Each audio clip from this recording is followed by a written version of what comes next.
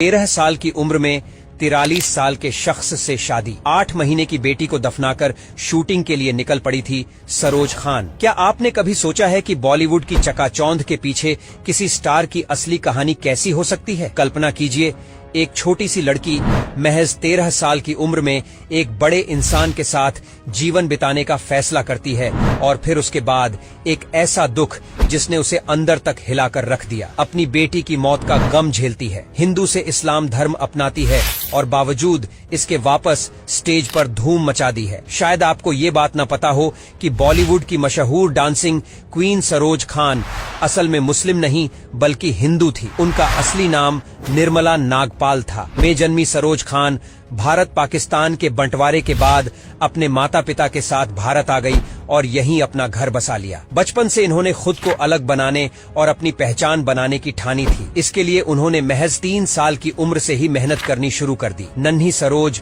शुरुआती बरसों में फिल्मी पर्दे पर अभिनय की चमक बिखेर रही थी। उन्होंने नजराना फिल्म में श्यामा नाम की एक बच्ची का रोल निभाया। धीरे धीरे उन्होंने फिल्म इंडस्ट्री में अपनी जगह बना ली। लेकिन सरोज खान को एक्टिंग से ज्यादा डांस में रुचि थी, तो उन्होंने 1950 के दशक में फिल्मों में बैकग्राउंड डांसर के तौर पर काम करना शुरू कर दिया। उनके dance training choreographer B Sohanlal से हुई थी। ट्रेनिंग के दौरान सरोज और सोहनलाल के बीच काफी नजदीकियां बढ़ी। उस वक्त सरोज खान की उम्र सिर्फ 13 साल थी, जबकि सोहनलाल उनसे 30 साल बड़े थे। आपको जानकर आश्चर्य हो सकता है कि तब सोहनलाल 43 साल के थे और पहले से ही 4 बच्चों के पिता थे। फिर भी उनके बीच का प्यार बढ़ता ही गया। एक दिन सोहनलाल ने सरोज खान के गले में काला धागा बांध दिया, जिससे उन्हें लगा कि उनकी शादी हो गई है। सरोज खान की जिंदगी में एक ऐसा मोड़ आया जब उन्हें पता चला कि जिस इंसान से उन्होंने शादी की है वो पहले से ही शादीशुदा है। ये खुलासा तब हुआ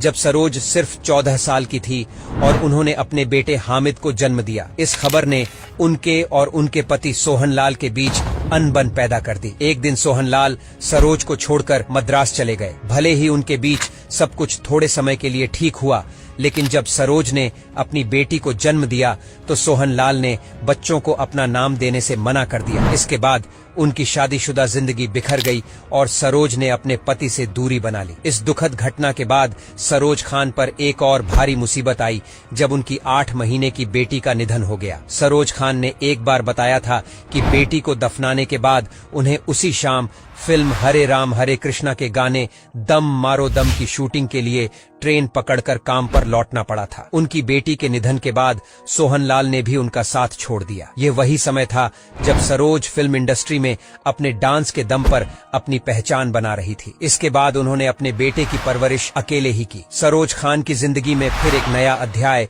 1995 में शुरू हुआ, जब उनकी मुलाकात सरदार रोशन खान से हुई। सरोज ने उनसे शादी करने का फैसला किया और इस्लाम धर्म को अपना लिया। इस तरह निर्मला नागपाल से सरोज खान बन गई और सरोज और रोशन खान की बेटी सुहाना, जो दुबई में एक डांस इंस्टीट्यूट चलाती है, उनके इस नए जीवन का हिस्सा बनी। सरोज खान का फिल्मी सफर वाकई कमाल का रहा है। उन्होंने अपने करियर में 3000 से भी ज्यादा गानों की कोरियोग्राफी की है। उन्हें देवदास के डोला रे डोला और जब वी मेट के ये इश्क हाय गाने के लिए नेशनल अवार्ड्स भी मिले। सरोज खान ने आखिरी बार 2019 में फिल्म कलंक के तबाह हो गए गाने की कोरियोग्राफी की थी। इसके बाद उनकी सेहत गिरने लगी और अंततः 17 जून 2020 को कार्डियक अरेस्ट के कारण उनका देहांत हो गया। बॉलीवुड उनके योगदान को कभी नहीं भूलेगा। सरोज खान की विरासत तो कुछ ऐसी है जैसे चांद पर पहले कदम रखने वाली यात्री की हो। उन्होंने बॉलीवुड डांस को एक नया आयाम दिया। सच कहें तो उनके डांस स्टेप्स ने तो जैसे तूफान मचा दिया था। उनके डांस में जो ठुमके, जो अदाएं होती थीं, वो तो बस देखते ही बनती थीं। उनकी हर एक मूव में एक कहानी होती थी जो सीधे दिल से निकली होती थी। और हाँ, वो जो भावनात्मक गहराई उनके डांस में होती थी वो तो बस कमाल की होती थी। सरोज खान के जाने के बाद उनके डांस स्टाइल, क्रिएटिविटी और जिंदा दिली हमेशा याद की जाएगी। दोस्तों, आपको ये स्टोरी कैसी लगी हमें कमेंट करके जरूर बताइएगा।